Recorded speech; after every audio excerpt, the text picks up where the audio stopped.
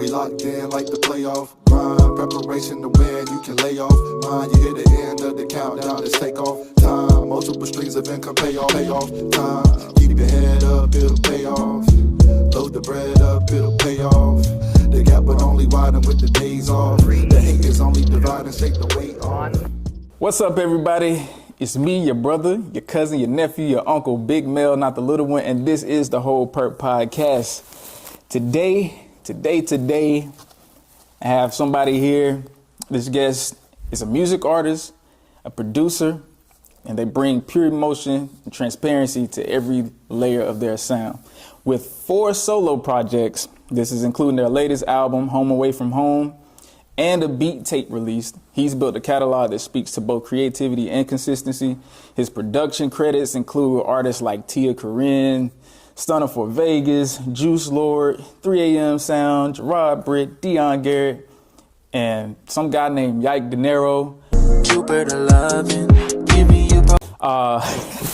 But many more. Some guy. Beyond the music, he's also a father. He's balancing artistry, legacy, and real life responsibility. Y'all please welcome my brother. No blood can't make us no closer. Man. Mr. Chill Woods. Man, thank you, my brother. What's going on, brother? It's been a while, bro. This is new for me, so we about to see. I'm not into media. I'm not into this part, but this is cool, man. I like what y'all did. This took a lot of work. So yeah, for sure. This is dope, man. Definitely glad to be here, man. Thank you. Hey, I appreciate you coming, man. We talked about it for a long time. You know, we had to let life. Yeah. We had to let life, and it finally came across, man. So let's make it a show. So before we get started, I always like to toast at the beginning, a little toast of fellowship with my guests and with the people. I want to make a toast to everybody tuning in today. I hope y'all enjoy the show. Make a toast to the crew for helping all of this come together. Without them, I can't do it. And I also want to make a toast to you, man. You know, everything you got going on, bro. Wonderful brother. I still got a lot left. What you want to make a toast to, man? Just my dogs, man. Family, my boys, Crossbone. Shout out to Juice, man. Juice. Shout out to everybody. Onyx is forever. Onyx is forever. Nephew. Man, I don't know, man. I'm just glad to be here, to be honest with you, man. This ain't my thing, so this is me stepping totally out of my comfort zone, so I don't know what I'm about to say up here. So it's all good. Charged to my head, not my heart. So hey, it's about to be a good one. All right. We're going to need about 5 of these, so. Buddy gonna have me out here loose. I'm a good influence, but like sometimes I'm not. So we about to see. Speaking of influence, see, you're already making good segues. We're gonna go blast the past. This is the first segment. Oh. So you're good for media, bro. Okay. Let's start simple. Let's just talk about childhood. What was your childhood like? My childhood was pretty cool, man. I got a pretty big family. Most of my dad's family is out in Gastonia. A lot of my mom's family. I mean, I'm a country boy, so Denver, North Carolina is where a lot of my mom's side of the family lives. I've been in Charlotte my whole life practically. So that's my claim to fame. But yeah, man, early life, I was always, I don't know, I feel like I've had a song in my head forever, bro. So like, I got a couple sisters, I got 4 brothers. So yeah, my little brother is probably like the most adventurous one. That's my jumping off of everything. Him and my son are very similar.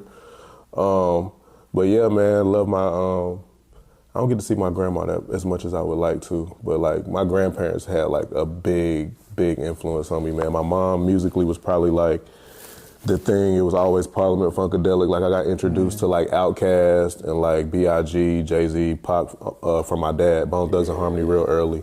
So all of that stuff kind of shaped my sound. It kind of shaped my influences early on.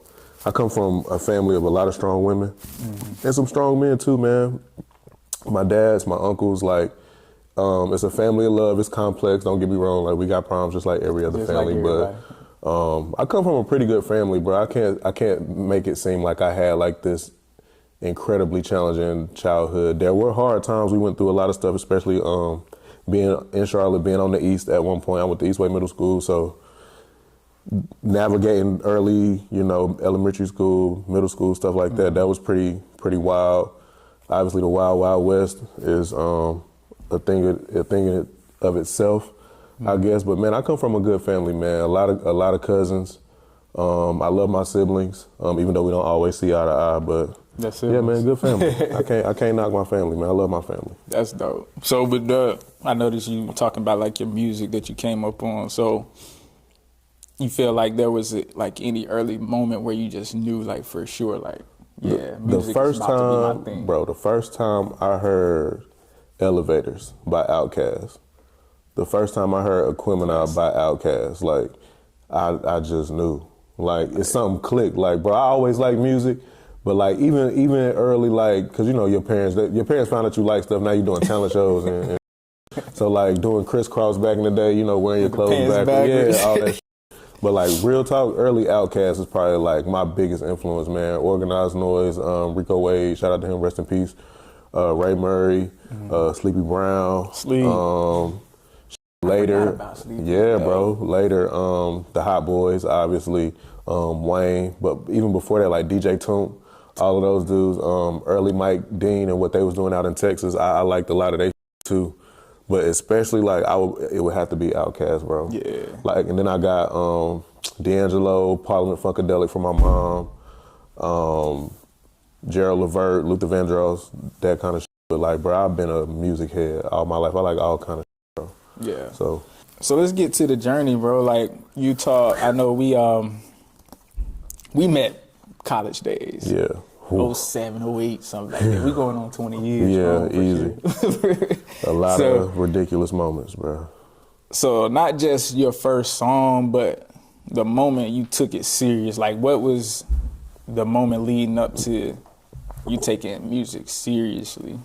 Bro, once you introduced me to Fruity Loops, because I had no idea what that was at that time, but like once like 07 hit and you put FL Studio in my hands, bro, it's like I stopped caring about everything, bro. I stopped caring about my social life. I stopped caring about school like that. Like, it really became like, bro, this is what I need to figure this out. Because it was, and it was like the first thing in my life that I wasn't at least somewhat good at, that I picked up. Like, I didn't even have to start studying school-wise for real until like college, you know what I'm saying? I just didn't, I never really took it that serious. But music, I was trash as a producer. Like, from the moment I picked that shit up, because you hear the stuff on the radio and you think you can kind of do it. Right. And then when it's in front of you and you put your hands on it and it's like, my shit do not sound like that. Like, bro, I was terrible. Like, even when me and Juice met in 06, like, people think we have this relationship to where I can just send him beats and he'll rap on it, bro. For him to ever get on the first beat that I rapped on, bro, I probably sent him 200 beats that he said no to. Easy. People think just because that's my dog, like I got some kind of in with working with him, but nah, dog. Like, y'all are meticulous as hell. You, Brass, Juice, like all of y'all, like even 3, I still ain't got a 3 record yet. Cause bro, like y'all are. You got the feature. Y'all, I mean, yeah, but y'all are like true artists, bro. Y'all not just gonna be, yeah, you my dog, so I'm gonna get on this. Yeah. Like, nah, bro, it has to fit what you trying to do. It has to speak to where you at as far as creatively. And hell, to me, it feel like the stars pretty much got to align, bro, or it's not happening. Like, creating music, creating any form of art is incredibly tough. Like, no matter what it is, whether it's photography, whether it's painting, whether it's visual art, like, that shit's hard to do, man. So, like, for people to feel like, even though I know they mean it in jest, and they're just joking around when they say, oh, let me get on the beat, it's almost insulting, bro. Yeah. Like, it's all, because, bro, like, we done been broke as hell trying to do this, you know what I'm saying? Like, we've probably shelved out more money than we've made in return. Like, the return on investment until you make it is very low. Man. So, like, for people to kind of play around with you about it, that's why I just be like, yeah, bro, all right. Okay. Like, I don't even like to play around like that, because I done had to sacrifice too much, bro. I done missed birthdays, I done missed events, I done missed all kind of shit trying to do this.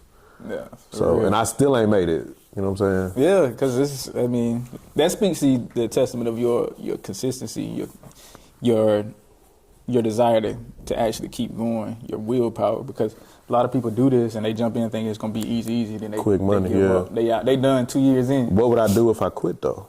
Exactly. I think that's the biggest reason I haven't quit. Like, is I'm obviously in my mid-30s now. It's like, I feel like I really got this call on my life to do this, but it ain't happened yet. So it's a mixture of like, how hard can I keep working and how much perseverance and faith can I maintain while I'm doing this? Because I ask myself every day, we talked about this a while ago, like, bro, I feel, some days I wake up and I feel like I don't think I can do this no more. Yeah. And then I'll be riding in the car and I'll hear some, or I'll open FL Studio on a humbug, like not even inspired, and like I'll play something and I'm like, oh damn, I like that. And then I'll build on it. Next thing you know, some I like, and I'll get that feeling again. But it's like I wake up every day because it haven't happened yet, and you almost question like, damn, am I still supposed to be doing this? Or should I be shifting my life and my focus to something else? Right. So that's kind of I'm at an apex right now to where I'm kind of deciding like if I'm gonna still keep doing, just being real, like if I'm gonna still keep doing it or not. And I guess y'all don't know if I put some out. Yeah, But it's fair, bro. But you know, like you said, it's when it's your calling, man. It's gonna stretch you. It's gonna make you. It's gonna stretch you. And it's hard to put it down. It's hard to put. It's hard to put it down. Bro, I've been doing this for 20 years. Exactly. It's in you. It's like taking your blood out of you. It's there. I can't do nothing with it. This episode of the Whole Purp podcast is brought to you in part by Ill and Comfortable Incorporated. We're all ill in our own righteous way. Visit our store where you can find the Whole Purp merchandise. You have anything from dad hats, beanies, tumblers, glasses, t-shirts, and even more. And don't forget to check out our Season 2 merchandise with our Trust God edition. You can get notebooks, beanies, shorts, hoodies, and a lot more things to come. So go ahead and support and get perked up. Now back to the show. So moving to this segment, views is the next segment. So this is where I just kind of get your perception on certain things. The first thing I want to talk about is because I love your journey as a father. Let's talk about fatherhood, bro. Like, what has fatherhood been like for you? Like, fatherhood is the best, toughest thing that has that's the perfect way to ever put it. happened to me. Like, I feel like half of fatherhood essentially is like having to father yourself all over again.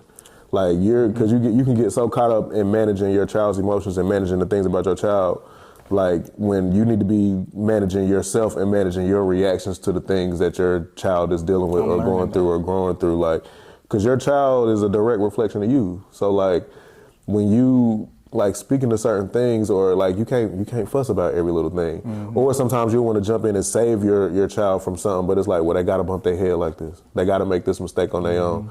Like, all we can do is tell them, like, but one day I feel like it's important too for parents, like, to understand, like, one day you're gonna have to answer for the kind of parent you are. Yeah. Like, there's gonna be a time where your child is grown and they gonna sit you down and tell you every single thing you might have did right or wrong, or every single thing they like. Or on the other hand, it's like they'll grow up and not want nothing to do with you, and that'll be your answer. That's a nightmare, right? Yeah, like that'll be your answer. Like, so I feel like I spend more time trying to manage myself than manage my kid, bro. Like, Carter he just turned 9 years old. Bro is a handful, but I was probably a handful at that age. Like, he jumping off. He, you know what I'm saying? One day he loves sports, the next day he don't like sports. He's building, he's into engineering, he's into painting one day. So I'm really trying to manage how much he's changing and how much he's growing every day. Because every day he's growing, I'm growing. Mm-hmm. And like every day he's adjusting. Because I mean, the boy don't like cheese. My son don't either. But it's everybody, you know. It's like, where did you get that from? And then it's like you was eating cheese up until a certain age, and then you just one day woke up and was like, nah. But what's funny is I don't like cheese, but he like pizza. Smash pizza though. Gotta have extra cheese on his pizza, but it's like, but he'll eat tacos with no cheese. See, same. So how can he'll eat tacos with just lettuce and beef, bro. Real talk, no cheese, no sauce. I'm like, bro, these dry tacos, like, bro, this what but I just kind of let him have it, bro. All bro want to do is ride his bike, wrestle, because he love putting his hands on people. So I'm trying to, because I need to steer that into a more positive direction. So like he's into like fighting, boxing and stuff like that, and then like building and playing other kids playing Fortnite. Yeah, which is to me I don't want to get a lawsuit, but the worst game. I hate Fortnite, bro. Because kids will really just sit there, and I'm like, damn, do we used to look like that at the TV? Just all day in the same spot on the same game? Like, bro, that's tough. You don't want to play nothing. You got all these other games. You don't want to play nothing else? No. Yeah. But I just let him have it, man. He a good kid, so whatever. But, so this is usually like the main thing I want to dig in with people and get to understand about my guests. Because, Okay. you know, I'm heavy on God. Yeah. You know what I'm saying? So tell me describe your spiritual journey. Like, I know. It's like, I know. Yeah, let's see what. It's like I grew up in the church. I was in it. I enjoy going to church. And then it's like when you get outside, when you get off the porch for real, you kind of start living your life and you get away from it. My life kind of, I guess it's 2026. So yeah, 2 years ago, my life bottomed out. Like I lost literally everything. Like if you can think of it, I lost it. You know what I'm saying? So, and right after, because I had to move back home, like a whole bunch of shit happened. And like the day I moved back home, bro, like I was just in tears, bro. It was probably the first time since I was a little kid that my dad saw me cry. Like that was the first time my dad saw me cry as a grown man. You know what I'm saying? So and it was weird because my dad is like this tough dude. You know what I'm saying? He don't show much emotion. Like I think I've only seen my dad cry once in my whole life, bro. You know what I'm saying? Like, and a friend of his passed away years ago, and that was the first time. And I didn't even go to his funeral, but I seen him cry leading up to it. You know what I'm saying? Yeah. So it's like coming from that, and then my dad kind of sitting with me through that, and then my Aunt Lynn, bro, like that Sunday, I moved back home on a Friday. That same, I got like my dad, like we sat out on his deck, and he just got hammered, bro. Like no lie, like he just kept pouring me shots, you bro. have that moment. I needed that, you know what I'm saying? So naturally Saturday I woke up feeling terrible. And that day, as I'm sitting there and I'm kind of like recovering, I just kept like, yo, you need to go to church. It just kept in my head, bro, you need to go to church. You need to go back to church. So that next day, I woke up and I went to this church right up the street from my dad's crib. I had never been to this church before, ever, you know what I'm saying? I had always seen it. It's been there for years, but I had never walked into it. So I walked in and randomly, like as soon as I walk in, my uncle dapped me up. And I was like, oh, snap. Okay, this is familiar. Cool. I walked in the sanctuary. My aunt is sitting there. I'm like, oh, yeah, like, okay. Okay, so now it's not that thing to where you going into a new church or whatever you've never been to and you nervous. Because I was with my dad. So when I seen my aunt, I kind of relaxed and I sat down and I kid you not, bro. And I know you've experienced this being in church. It's like you sit there and whatever the sermon is that day, it feel like he looking and talking directly to you. Like it just was like, how you know? Like I'm sitting in church and I'm bro, because I got my dad and his lady sitting beside me on this side. My aunt is on the right. My uncle is at the door, at the back of the church, or whatever. I'm fighting back tears so hard, bro.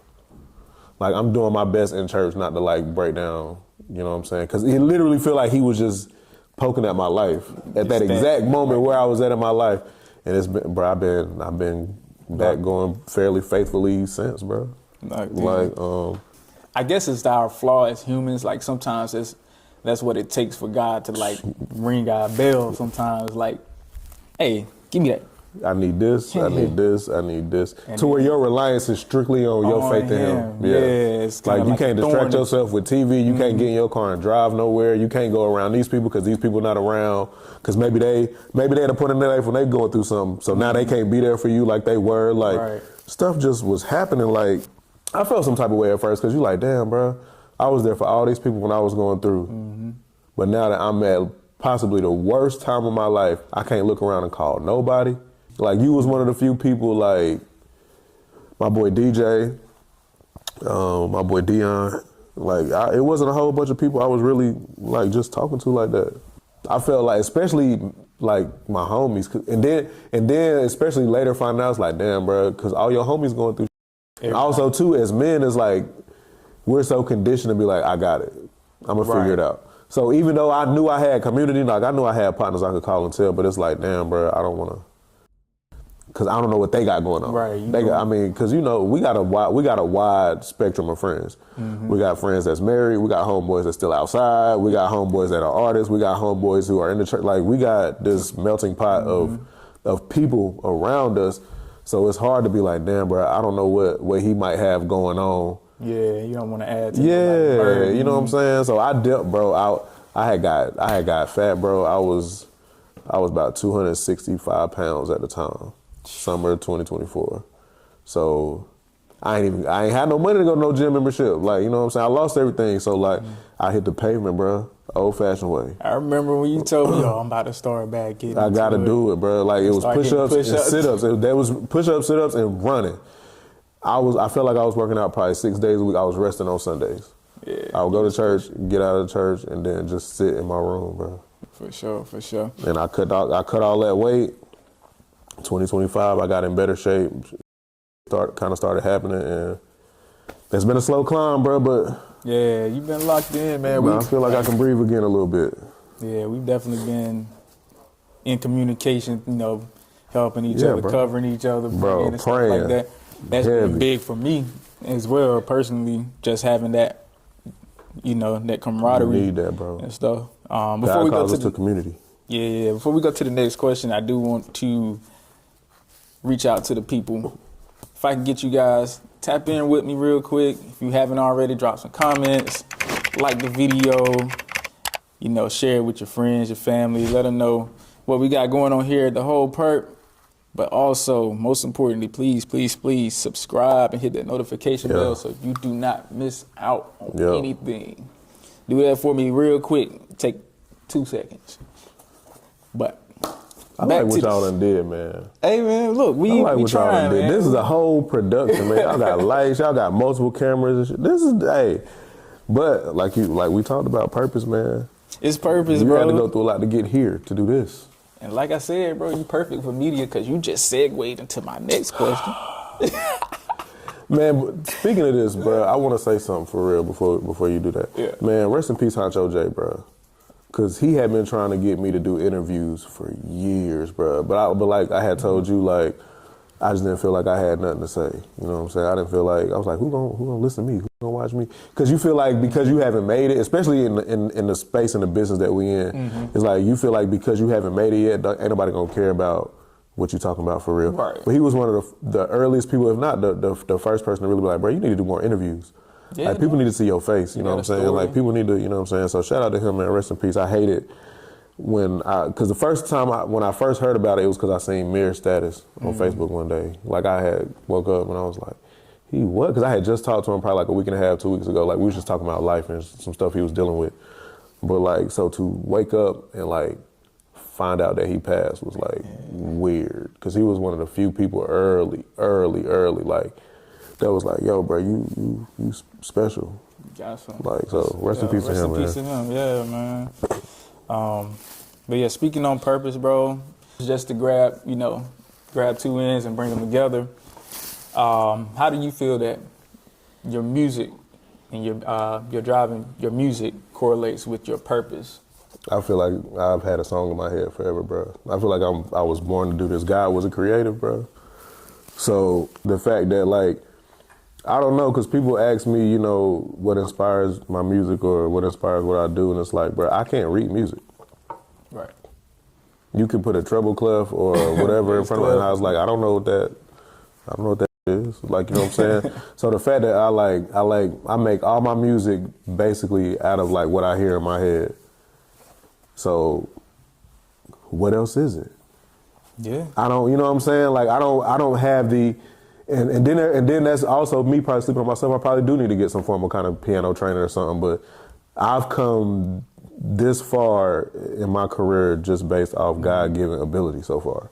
When you think about it, though, a lot of people, especially when it comes to soul music and it comes to like gospel, most of those musicians don't have formal training. See, so I don't know. I mean, at the end of the day, it's not a bad thing. It's not, but it's like, but I do feel like I need to add to my toolbox though. But like, your music is coming from here anyway. It's not. I don't really know what else. I don't know. I don't have a language for it. You know what I'm saying? Like, it's a feeling I get when I put my headphones on, bro. When I'm in the studio, or even when I'm just writing songs or whatever. I don't know what that is. Yeah. I just get into this mode and I go. Yeah. And whatever happens to pop out that day is what pops out that day. Like I try to go based off what I'm feeling that day or what I'm feeling. Like I don't. Because certain people can sit down and just be like, I'm gonna make a whole bunch of joints that sound like this today. I can't work like that. But it's also too why I work best or work most often by myself because like certain people like I need you to make something like this or I need you to do something like that, but I ain't feeling like that today. Yeah. Like I don't want to make nothing that sound like that. And that's why I think, especially like with your last project, Home Away from Home, from my personal experience with your music, and it's like it comes at your demise. Yeah. Because when you are going through your worst, your worst stuff, your worst like seasons, that music hitting. I have a love. Music be hitting. If I'm being 1,000% honest, bro, I got a love-hate relationship with that project. Sonically, it's some of the best work I've ever done. But listening to even today when I was coming up here, I was running through some of my catalog or whatever. It's hard to listen to because you flash back to exactly where you was at when you was making it, and it's like it's hard to relive it and then walk outside and try to have a good day. You know what I'm saying? Like it's hard to hear that and then walk out and come in here and do this. You know what I'm saying? I feel like that project was a therapy session that should have been kept private, low key. Man, that'd be the best. It's don't get me wrong, it's good music. It's got a lot of dope on it, but it's like maybe I should have kept that for me. And I'm still thinking about shortening it. Like I mean, because you know how it works. You can go in and take songs down or whatever. With it, yeah. So I'm still thinking about shortening it. Yeah, but so many people have showed me love on it and supported it. But it feels like a therapy session that was supposed to be private. Yeah. But it was cool though. It was a tough time, and then for me to like. I threw that album up almost because I had something else that I was gonna put out and I scrapped it, and I wrote all of those songs in probably like a week and a half. So it just came off of like something happened, and I was pissed off one Saturday and something happened, and that's what started. I forgot what it was though. To be honest with you, something happened. It was right before Central Homecoming. Some bullshit happened or something, and I got mad, and I wrote a freestyle about it. And it kind of spiraled from there. Except for, once the last song, because I let you hear that joint a while back. The last song came from, like... Was that Home Away from Home? That came from, like... I probably wrote that song in, like, May of 20... Yeah, I wrote that song in, like, May of 2024. Yeah. Like, when stuff really first started, like... And then I don't think I let you hear it till, like, later in the summer. Yeah. Like, I sent you that little voice note or whatever, but... that project is cool, don't get me wrong. Please stream it, please like it, please, you know what I'm saying, share it. But I have a love-hate relationship with that project, bro. Yeah. But I'm definitely working on some new stuff. I'm about to probably add to the 7:04 p.m. series. Time for it. So that's probably gonna be next. I want to do Sin too, but that's gonna take me. That's the masterpiece. Yeah, right. I got the song. I feel like I got the songs wrote, but you never know, man. I might add some stuff, might take some stuff off. No, you. But that's probably not gonna come out. It's 2026, maybe 2027, depending on how I feel. Chill Woods, Home Away from Home. Y'all make sure y'all go find that, stream that. Thank y'all, man. We moving on to the last segment of the show. We're gonna pick your brain a little bit with some this or that. We call it Pick Six because it's 6 questions. Yes, sir. And you make your pick and you go home. I hate this segment. You be asking some thorough questions on this segment, but I'm gonna rock with you. All right, we'll start easy. Right. You rather send a screenshot to the person you screenshot or Trip enter into a room? Trip enter into a room. Easy. Oh yeah, I'll fall. I told you. I'll fall. I don't care about y'all. Right. I'll fall. But you try to take a screenshot and you're not paying attention and send it to the person? Because I've done that before. Boy. And that can that can How you explain that? Like you really just be like my bad. That wasn't even meant to be so, gentlemen. my bad. Like, what do you say, bro? It was really like one of those. Because then the person responded like, "Oh, word." You're like, nah, so you can't even fake that off. Like, whatever happens in that situation, you got to take that L, bro. I'd definitely rather Trip. Y'all don't even know me like that. Right. I don't know yeah. I won't see y'all. Whatever. Number 2, what's worse? This heartbreaking. What's worse, your session crashing or losing song lyrics to a song you haven't recorded yet? Yeah, session crashing. My pen, this is not me being arrogant, but my pen like that. It is. So I can rewrite another song. I can rewrite another song in an hour, if that. But a session, something I was actively in the middle of working on, like, because I feel like in a session you already you home, you powering through the rest of the idea, because you done wrote it, you got the beat already, you rap probably already. Bro, yeah, having to start over, yeah, bro. That'll make you not even want to do the project. It'll make you not even want to do the song, bro. I would, yeah. Number 3, what do you prefer to do? You prefer writing or you prefer composing, producing beats? Producing. That's your first love? I love sound, bro. Like, I love producing more than, because people have asked me that, like, what do I like doing more? Like, making beats and, like, producing, or, like, and people think making beats is producing, and they're not. Making beats is different. And producing is like taking a song from lyrics and being in the studio with the artist and taking a song from start to finish. It's a whole different thing, because you putting in drops, you doing a whole lot of, you're really making a record. Like, I can make 10 beats in 2 hours. Yeah. That's practice. If you do it long enough and you kind of know how to navigate whatever program or, DAW you using, you can make a beat in 5 minutes, bro. You can make a loop quick. But producing is probably the most fun. Like, you can, because I feel like when you in a session with an artist, you kind of on a time constraint. Mm-hmm. But when you making a beat, you can take as long as you want, because you're probably in there by yourself or you at home. Like, nobody's like, hey, you almost done? Like, what you got going on? Like, As a family guy, as a father, what's more important to you, being a provider or being available? Damn. Lordy. They typically get harder as they go. Yeah, you tripping. yeah, I know. I'm familiar. I watched your show, sir. Oh, man. I don't want to say being available because y'all going to call me a broke. Bruh, stop. Nah, but for real, I feel like being available, man. Your kids don't really know the difference. Not at the age like our kids are. You know what I'm saying? Like, I'm actually trying to balance that. And it's the hardest thing, because it's like in order to provide a certain kind of lifestyle, you gotta miss stuff. So like, I do want my kid to have, I want him to have everything, but I also know that comes with constraints on my time and my availability for him. And me and him, we got our own handshake and all kinds of shit. You know what I'm saying? He really just be wanting me around. Okay. So like, I can't plead the fifth. You gotta pick. I love hanging around them. I love baby girl too. No, I'm messing. I'm gonna say being available for right now. Don't call me a broke. But being available, I get it though. I think I agree with that. And like, it's fun, man. Parenthood is fun when you make it fun, man. Some of y'all hate y'all kids, so that's why y'all don't like being around. You know what I'm saying? I'm currently being more of a provider now. They be talking, but I like hanging with them. I like hanging with them. All right, number 5. What's harder for you? Waiting on God or moving when He says to? Waiting or moving? Waiting. I jump. I ain't worried about that. But you'll be like, hey, I'm ready. Hey, he be like, nah. No, like, but I'm here. I'm it's there. I see what you're trying to get me to. I'm looking at it. He not yet. Not yet. Okay, so when? I'll tell you. Is it today? Nah, not today. Then you go to sleep and wake up. Today? Yeah. Nah, not today. I'll tell you. Hey, stop asking me. You be done forgotten. Man. Yeah, then it's, hey, wake up. Go. I'm tired. But nah, like, waiting on God is tough, but also too, in the grand scheme of things, timing is everything, bro. But waiting on God is definitely harder than moving, bro. Because I feel like once he tell me to go, I'm safe.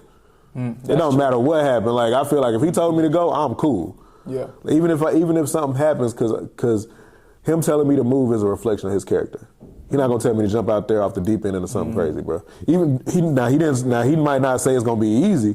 He ain't say it wasn't gonna be hard. He just ain't gonna kill me. I'm cool with that. That's faith. That's good faith right there. Yeah, I can do difficult. As long as it don't kill me, yeah, we can do difficult, bro. Yeah, you know. All right, last question. I always ask everybody at the end of the show, what's more important to you, time or money? Time. My time running out.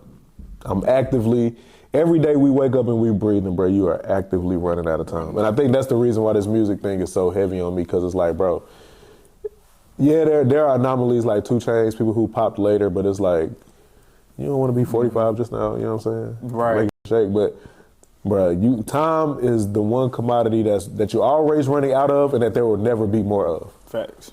Like, you can't get it back once you use it. Yeah, you can't get it back if you wasted it or once it's gone. And you're actively, every second of your life, you running out. Time. Yeah, that's true, bro. Look, I got time, I can make money. Every time. You can make that back. Yeah, money gonna you go. can get that back. But look, man, I thank didn't even you. get through a half a glass. Look, we've been talking I good. mean, bro. look at me doing We've been better. talking good. Growth. The Lord not through with me, he You not thought through we with was gonna y'all. be 40. Yeah. Nah, bro. Thanks, bro. Thank you for coming through, giving me a little bit of your time. Yeah, I hate this camera, bro. Hey, you did well. I told you made for the media, brother. So, you know, we might have to come through again later on, get this going again. But, you know, I wish you the best. Thank you, blessings, praying for Same. great progress and great growth with your music and everything that God has for you, man. Thank you, bro. I appreciate you, man. My dog. Next time. We locked in like the playoff grind. Preparation to win, you can lay off. Mind, you hit the end of the countdown, it's take off time. Multiple streams of income, pay off time. Keep your head up, it'll pay off. Load the bread up, it'll pay off.